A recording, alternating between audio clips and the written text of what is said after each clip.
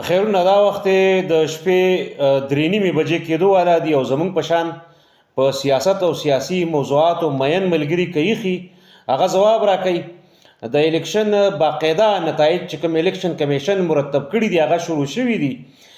خو ما دا عرض کوو چې کوم خلکو کاغه هر فریقین دي یعنی د کرخې دی غاړه دي او هغه غاړه دي چا چې مټایان اغستی دي نو وسم وسره موقع ده چې په نیم قیمت دکاندار ته واپس کوي یا په کلی کې په خوږو مړ کس ته یا په خوږو مین کس ته تحفه کوي. نمبر 1. دویمه خبره قائم علي شاه د سند سابقه وزیر اعلی د سند صوبې د پیپلز پارټۍ سینیر رهنما مشر د اول ځل په 1970 کې د نن نه 450 کاله وړاندې په اول ځل د انتخاباتو کې برخه اخیستې وه. د زیاتره ووټران چې کوم دي په هغه وخت کې چې چا ووټ کړی په 1970 کې چې دته چا ووټ ورکړی په هغه وخت کې د ووټ دپاره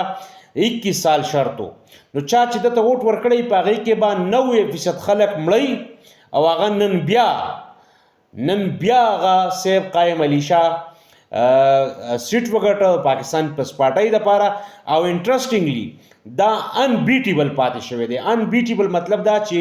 په دې 450 کاله کې نیمه صدۍ کې د نیمې صدۍ نه په زیات دی وخت کې